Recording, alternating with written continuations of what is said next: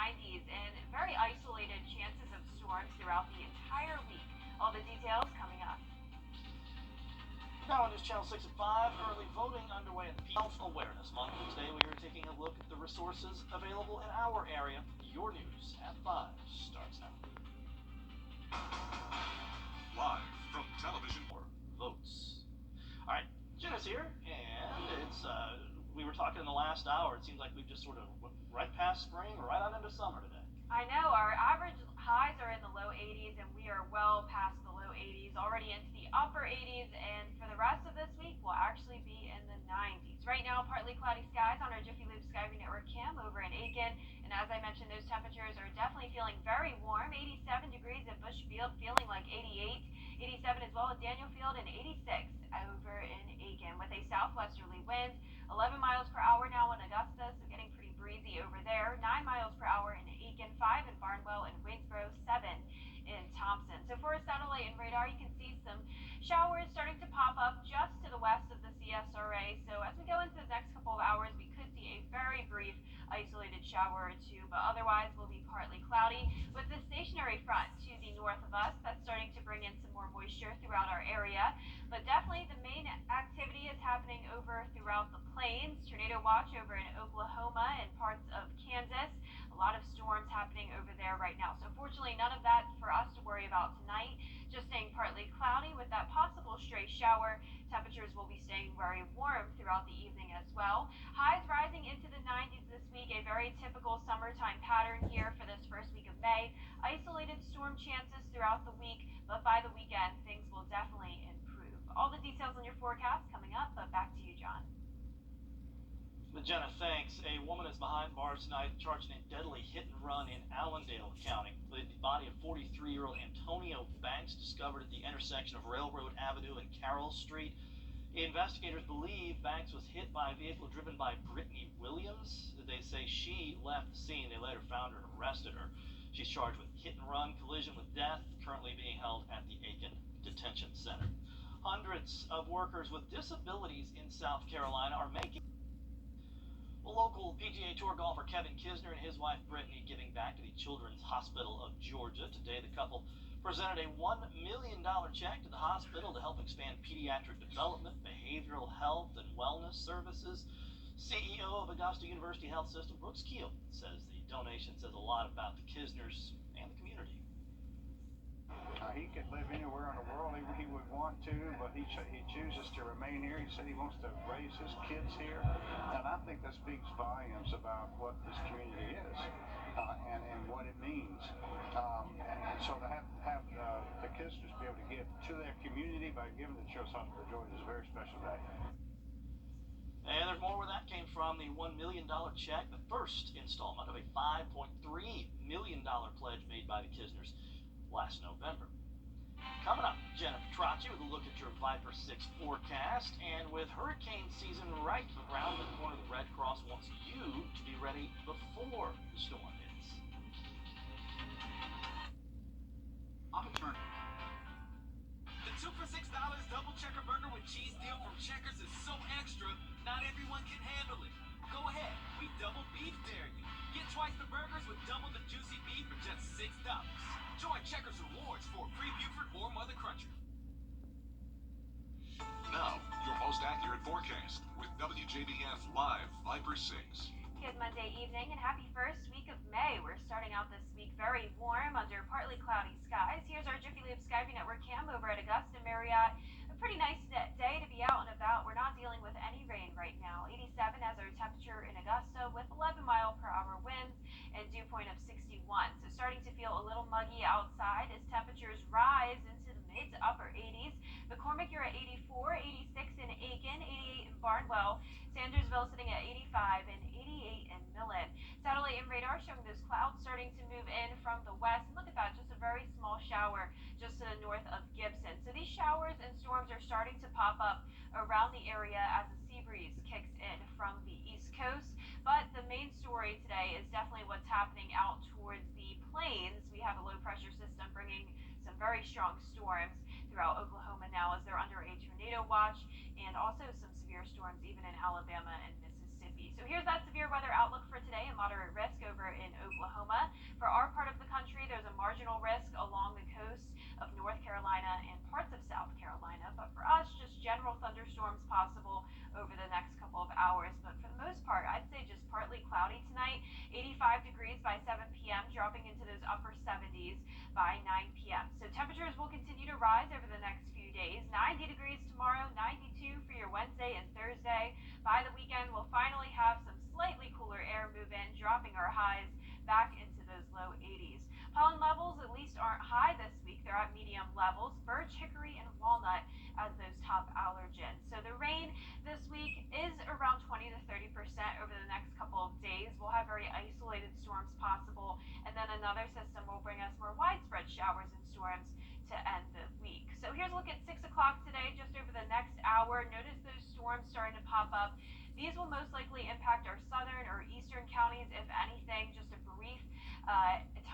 brief period of time with some rain, but definitely not anything severe this evening. As we wake up Tuesday, partly cloudy, and then by the 2 o'clock hour, same story. Some of these storms just starting to fire up, especially by 4 o'clock. These will mostly be south of I-20, impacting a lot of our southern and eastern counties. Still not expecting those to be severe either, just spotty isolated storms. And once again, for Wednesday, starting out partly cloudy, and then as we go into afternoon and evening, there they go again, starting to fire up. So this is a very typical summertime pattern. Definitely not expecting a whole lot of rainfall this week. We'll be under 1/10 of an inch for the rest of tonight, going up to around 1/4 of an inch in some spots, especially towards the south of Augusta for Tuesday and Wednesday. Also some additional rainfall coming then. Now looking at our lows for this evening, we'll stay on the mild side, only dropping into those low 60s, well above average. And for tomorrow, another above average day, making it to that 90-degree mark in Augusta, the rest of the CSRA into the upper 80s. Here's looking at your 10-day forecast. 30% chance of storms tomorrow, 90 degrees, and then 92 on Wednesday and Thursday. A break from the rain on Thursday, but then scattered storms return on Friday. Finally, we'll cool down just a tad, John, by the weekend, and we'll be back to sunshine. All right, Jenna, appreciate it. It's Natural Hurricane Preparedness Week. I'm sure you know it. The Red Cross is looking for more volunteers. It needs help with shelter support, health services, and its disaster action team. In the past year, the South Carolina Red Cross has sent about 250 volunteers to help with nearly 300 local disasters. They say local volunteers allow a faster response, especially encouraging those of us farther inland to help out because we're not usually as impacted as those nearer the coast. Less than a month now to hurricane season, June 1st to be exact. Officials say now is the time to prepare. About your own family and how you'll be prepared should a hurricane strike. So get a kit, make a plan, and stay informed. Those are the 3 recommendations that we have for families when they're thinking about their own preparedness plans. And it can happen just about anywhere in our area. Remember what, 2017, I believe it was? We had one still hurricane strength that blew through Augusta. The Red Cross says if you can't make full-time volunteer commitment, consider helping out just during hurricane season. May is Mental Health Awareness Month. The death of Naomi Judd over the weekend putting this back in the spotlight. Mental health professionals in Augusta working to provide resources to people who may be coping with mental illness. One counselor we talked to has the signs we need to look out for. You will notice things like they're isolating, they're withdrawing from supports, their behaviors might be a little more irritable or even irrational. They might have an increase in impulsivity. They might be sleeping more than they normally do.